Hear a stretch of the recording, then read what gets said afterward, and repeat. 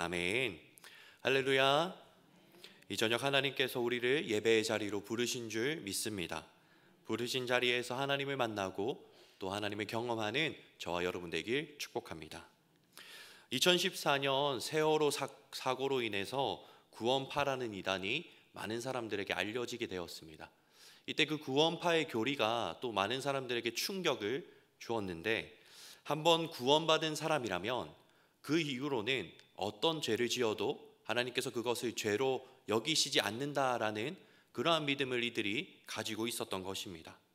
그래서 이 구원파의 신도들은 꺼리낌 없이 범죄를 저지르고 또 쾌락에 젖어 살아가는 그런 현실 가운데 있기도 했습니다. 여러분, 과연 한번 구원받았다라는 사실만으로 하나님께서 그 이후에 삶 가운데 있는 죄를 죄로 여기시지 않으실까요? 나 예수 믿고 구원받았어. 그럼 이제 모든 것이 끝. 이제 죽는 날까지는 천국이 보장되었어. 이제 내 마음대로 살아도 돼. 과연 그럴까요? 아닌 거 다들 아실 것이라고 믿습니다. 전혀 아닙니다. 우리가 복음을 믿고 구원을 받았다라는 것은 이제 믿음의 출발선 위에 서서 하나님께서 예비하신 그 천국을 향하여 걸어가기 시작했다라는 것입니다. 그러니 우리는 천국의 소망을 품고 천국에 들어가는 그날, 즉 우리의 구원이 완전히 이루어지는 그날까지 계속해서 소망 가운데 믿음의 길을 걸어가고 있는 중인 것입니다. 오늘을 살아가고 있는 우리뿐만 아니라 로마서가 쓰였을 당시에 초대교회 성도들 또한 우리와 동일한 믿음의 삶을 살아가고 있었습니다. 그래서 이 시간 천국 소망을 품고 구원을 향해 우리와 같이 걸어가고 있던 그들에게 바울이 쓴 이 로마서의 겉면을 살펴보면서 함께 은혜를 나누고자 합니다. 첫 번째로, 구원에 이르는 소망을 가진 사람은 인내합니다. 바울이 로마 교회를 향해 로마서를 쓸 당시 로마는 세계에서 가장 강력하고 풍족한 나라였습니다. 그런데 이런 힘과 풍요로움은 로마의 많은 사람들을 죄의 구렁텅이 위에 빠지게 했습니다. 로마의 강한 힘은 많은 사람들을 힘의 논리에 젖어 살아가게 했습니다. 그래서 로마 사람들은 이렇게 생각했습니다. 강한 사람은 살아남고 약한 사람은 굴복하거나 죽는 게 당연하다. 이런 가치관을 가지고 살았습니다. 그래서 여러분 잘 아시는 원형 경기장 콜로세움에서 어떤 경기를 했습니까? 검투 경기를 합니다. 그리고는 강한 사람이 약한 사람을 칼로 찔러 죽여도 그것을 보고 환호하는 것이죠. 강한 자가 약한 자를 이겼다. 환호하고 이들이 즐거워하는 것입니다. 또 로마의 풍요로움은 그들의 몸의 정욕과 안목의 정욕을 따라 살아가게 했습니다. 당시에 로마 귀족들은 먹는 것을 너무 좋아했다고 합니다. 그래서 어떻게까지 먹었느냐? 먹고 토하고 먹고 토하면서까지 계속해서 먹었다고 합니다. 그들이 먹고 싶은 만큼 먹고 식탐을 전혀 절제하지 않는 것입니다. 몸의 정욕을 따라 그대로 사는 것입니다. 또 이들은 문란한 파티를 열어서 서로 무분별하게 관계를 맺는 안목의 정욕을 따라 살아가고 있었습니다. 이러한 로마 사회 가운데서 살아가고 있던 로마 교회 성도들을 향해서 바울이 구원과 소망에 대해 이렇게 얘기합니다. 우리 함께 24절의 말씀을 합독하겠습니다. 우리가 소망으로 구원을 얻었음에 보이는 소망이 소망이 아니니 보는 것을 누가 바라리요. 아멘. 바울이 로마 교회 성도들을 향해서 우리는 소망으로 구원을 얻은 존재입니다. 말씀 띄워주세요. 라고 말하면서 보이는 소망은 소망이 아니다라고 이야기합니다. 이게 무슨 말일까요? 당시 로마 사람들은 보이는 것들에 소망을 두고 살아갔습니다. 그들의 지위나 신분, 또 귀족이 되거나 종의 신분에서 벗어나는 것, 그런 눈에 보이는 것들에 그들의 인생에 소망을 두고 살아갔습니다. 또 많은 물질에 소망을 두고 물질적인 성공을 인생의 소망으로 두고 살아가는 이들도 있었습니다. 그런데 바울은 이러한 보이는 것들이 소망이 아니다라고 얘기하면서 보이진 않지만 우리를 구원에 이르게 하는 소망이 진정한 소망이다 얘기하고 있는 것입니다. 그렇다면 여러분, 보이진 않지만 우리를 구원에 이르게 하는 그 소망은 무엇일까요? 바로 천국에 대한 소망입니다. 지금은 비록 땅을 버타며 살지라도 이후에 우리의 영혼이 천국을 디디며 살 것에 대한 소망, 하나님께서 천국에서 우리의 모든 눈물을 닦아주시며 우리를 안아주실 것에 대한 그 소망, 이 소망을 통해서 우리가 구원받았음을 확신하고 마지막 날까지 구원에 이르는 믿음을 가지고 살아갈 수 있는 것입니다. 바울은 이러한 천국 소망을 품고 살아가던 초대 로마 교회 성도들을 향해서 너희가 이러한 천국 소망을 품었다면 반드시 이것을 해야 한다라고 권면합니다. 우리 함께 25절의 말씀을 합독하시겠습니다. 만일 우리가 보지 못하는 것을 바라면 참음으로 기다릴지니라. 아멘. 천국의 소망을 가진 이들에게는 반드시 무엇이 필요하다 합니까? 참음으로 기다림이 필요하다는 것입니다. 인내가 필요하다 말하고 있는 것이죠. 여러분, 소망을 가진 사람에게는 반드시 인내가 필요합니다. 하나님께서 아브라함에게 자녀를 주겠다라고 약속하셨을 때 아브라함이 그 약속을 믿고 몇 년을 인내했는 줄 알고 계십니까? 무려 25년을 인내하고 기다렸습니다. 그 25년의 인내를 통해서 그의 소망이 이루어짐을 경험하게 되었습니다. 히브리서 6장 15절입니다. 그가 이같이 오래 참아 약속을 받았느니라. 아멘. 아브라함이 무엇으로 하나님의 약속, 그 하나뿐인 아들 이삭을 얻었다고 합니까? 오래 참음, 인내로서 그의 소망을 이뤘다 성경은 이야기합니다. 이처럼 소망은 인내를 통해 이루어집니다. 바울은 이 사실을 로마 교회 성도들에게 얘기해주고 싶었습니다. 저는 이 인내에 대한 바울의 권면이 마치 이렇게 들렸습니다. 여러분 모두가 세상의 것들, 보이는 것들에 소망을 두고 살아가는 가운데 보이지 않는 천국에 대한 소망을 품고 살아가는 그 삶이 녹록치 않을 수도 있습니다. 세상 사람들이 그런 우리를 향해 미련하다 손가락질하고 어리석은 사람으로 취급할 수도 있을 것입니다. 그런데 여러분, 그럼에도 불구하고 끝까지 인내합시다. 끝까지 인내하면 그 인내를 통해 우리의 소망은 반드시 이루어질 것이며 그 소망이 우리를 구원에 이르게 할 것입니다. 로마서에 담겨 있는 이 바울의 권면을 읽으며 초대교회 로마 성도들이 다시금 소망 가운데 인내하기를 결단하지 않았겠습니까?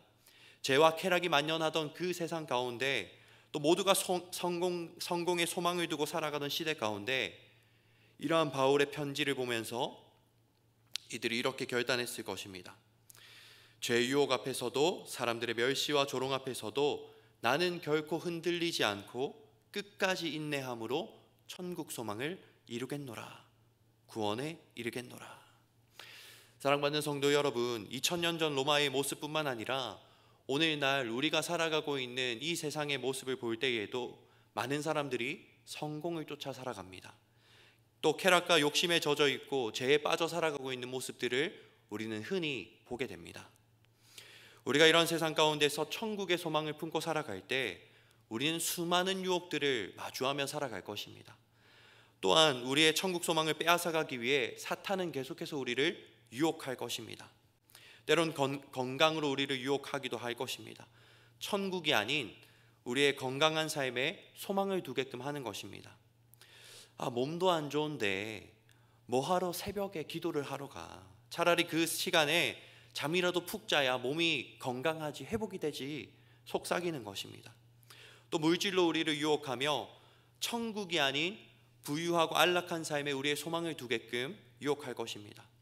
에이, 주일에 예배 드려서 어떻게 아파트를 살래? 주일에도 열심히 일하고 자기 개발해야 아파트도 사고 차도 바꾸지. 계속해서 이러한 유혹과 도전이 우리의 삶 가운데 찾아올 것입니다. 뿐만 아니라 사람들의 멸시와 조롱도 뒤따를 것입니다. 우리가 천국을 바라보며 믿음의 삶을 살아갈 때 그런 우리의 삶을 사람들은 미련히 여길 것입니다. 여러분, 직장 상사가 주일에 등산 가자고 하면 뭐라고 대답해야 됩니까? 네, 몇 시까지 가면 될까요? 이게 정답 아닙니까? 그런데 여기서 모두가 네 라고 대답할 때 혼자 저는 예배 때문에 못 갈 것 같습니다, 이렇게 대답한다면 사람들이 얼마나 미련하게 쳐다보겠습니까?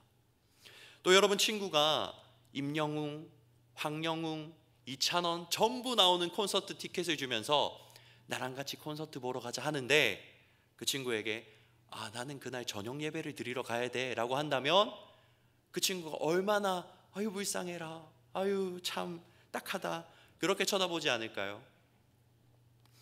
이처럼 우리가 품고 있는 천국 소망을 빼앗아가고자 하는 수많은 유혹 가운데 우리가 끝까지 인내할 때 어떤 일이 일어나는 줄 아십니까? 로마서 5장 4절의 말씀입니다. 우리 함께 합독하시겠습니다. 시작. 아멘. 우리의 그러한 인내가 연단을 낳고 그 연단을 통해 소망이 이루어진다는 것입니다. 여러분, 이것이 우리가 소망 가운데 끝까지 인내해야 하는 이유입니다. 수많은 유혹과 세상의 멸시와 조롱이 찾아온다 할지라도 그 가운데 우리가 인내하며 견뎌낼 때 그런 우리를 하나님께서 연단시키십니다. 그리고 그 연단을 통해 끝내 천국의 소망, 구원의 완성에 이르게 하시는 것입니다. 여러분, 여러분의 심령 가운데 천국을 향한 소망이 있으십니까? 그렇다면 오늘 25절의 말씀 다시 한번 보여주시면, 만일 우리가 보지 못하는 것을 바라면 참음으로 기다릴지니라. 아멘. 로마 교회 성도들을 향한 이 바울의 권면을 우리의 마음 가운데 새기고 천국을 향한 소망을 가지고 우리의 구원의 완성에 이르기까지 인내와 연단으로 달려나가는 저와 여러분 되길 축복합니다. 두 번째로, 구원에 이르는 소망을 가진 사람은 성령의 도우심을 받습니다. 우리가 천국에 이르는 그날까지 천국의 소망을 지켜내고 인내하겠습니다 라고 결단하지만 우리의 삶 가운데서 실제로 인내하며 살아가기란 여간 쉬운 일이 아닙니다. 저는 최근에 제 인내의 한계를 한 달에 한 번은 경험하고 있습니다. 사랑하는 아들 중에 한 명이 아버지의 인내는 어디까지인가를 계속 테스트하고 있기 때문입니다. 테스트하는 방법은 되게 다양합니다. 밥그릇을 던지거나 엄마를 괴롭히거나 위험한 차도로 뛰어나가기, 이러한 테스트를 계속하고 있습니다. 저는 이런 순간들을 마주할 때마다 제 안에 있는 그 분노의 불독이 인내의 목줄을 끊고 뛰쳐나가려고 합니다. 이런 저뿐만이 아니라 여러분도 인내의 심의 한계를 경험하며 살아갈 때가 있지 않으십니까? 여러분은 어떨 때 인내의 한계를 마주하게 되시나요?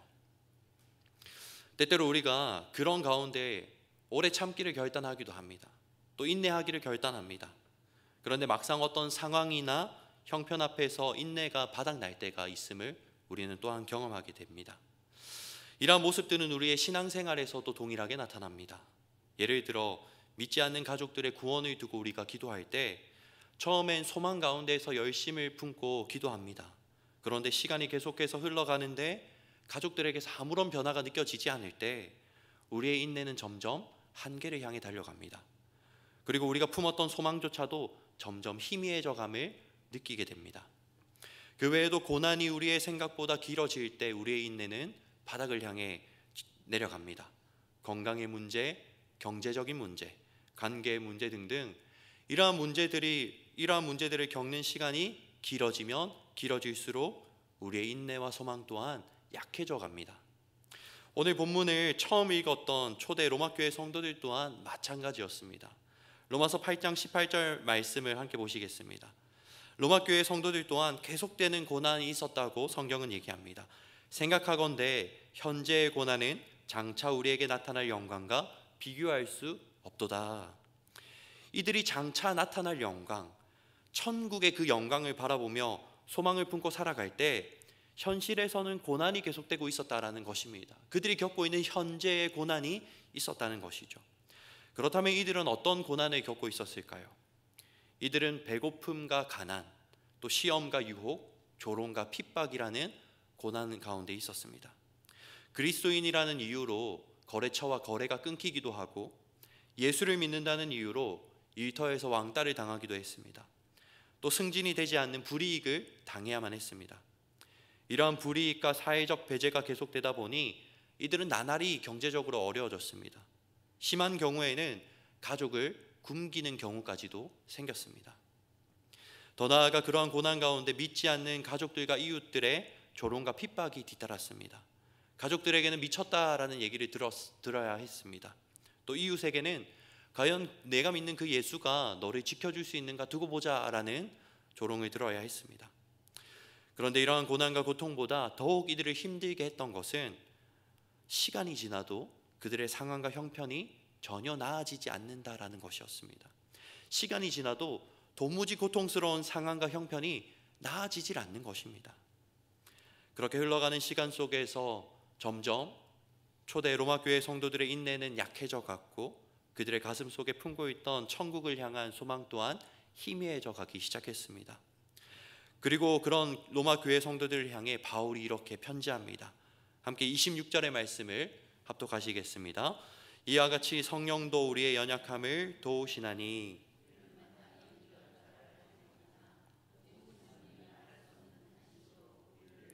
친히 간구하시느니라. 아멘. 인내와 소망이 약해져 가던 그들을 누가 도우신다라고 합니까? 성령께서 도우신다는 것이죠. 성령께서 도우시며 그들을 위해 간구하신다라고 합니다.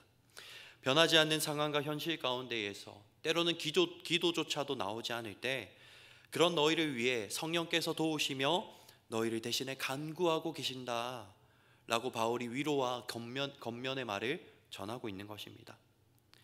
천국을 향한 소망, 보이지 않는 소망을 품고 살아가면서 막상 눈앞에 보이는 그 현실은 너무나 버겁고 힘이 들 때, 그렇게 소망과 인내마저도 약해져 가던 그때에 성령께서 연약한 너희를 도우신다, 그런 너희를 위해 성령께서 친히 간구하고 계신다 라고 하는 이 바울의 메시지는 그들의 심령 가운데 희미해지고 약해져 가던 소망과 인내를 다시금 강하게 또 견고하게 하는 힘이 되었을 것입니다.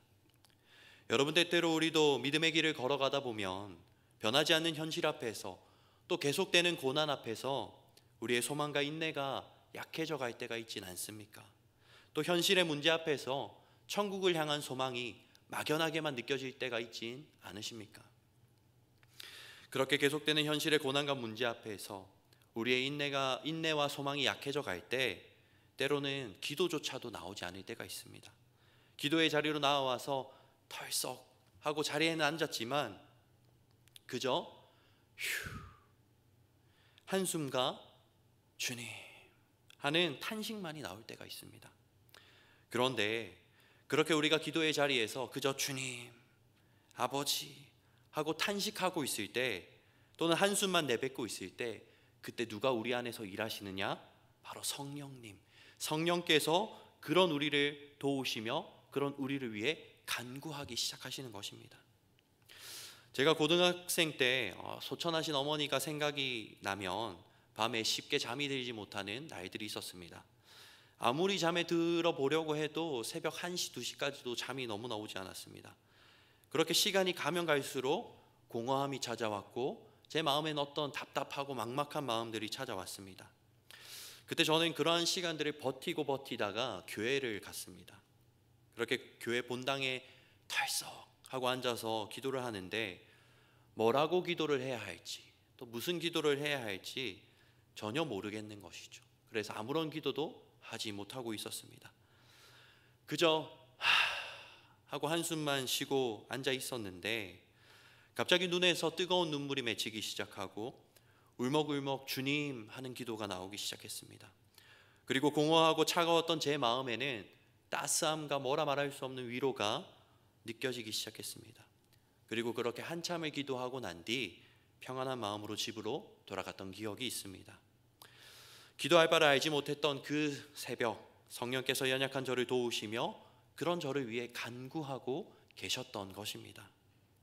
이처럼 믿음의 길 위에서 때론 우리의 인내가 바닥나고 또 우리의 소망이 막막해져 갈 때 성령께서 그런 우리를 도우시며 그런 우리와 함께 하십니다. 내가 기도할 수 없을 때 성령께서 그런 우리를 위해 간구하시며 내가 기도할 바를 알지 못할 때 우리를 대신해 우리를 위해 기도해 주시는 것입니다. 그렇게 여러분, 기도의 자리에 나와서 그저 주님, 아버지 이름만 부른다 할지라도 괜찮습니다. 한숨과 신음만 나온다 해서 걱정하지 마십시오.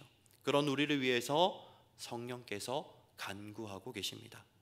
더 나아가 그런 우리의 마음을 하나님께서 모두 살피시고 헤아리십니다. 27절의 말씀을 우리 함께 합독하겠습니다. 마음을 살피시는 이가 성령의 생각을 아시나니 이는 성령이 하나님의 뜻대로 성도를 위하여 간구하심이니라. 아멘.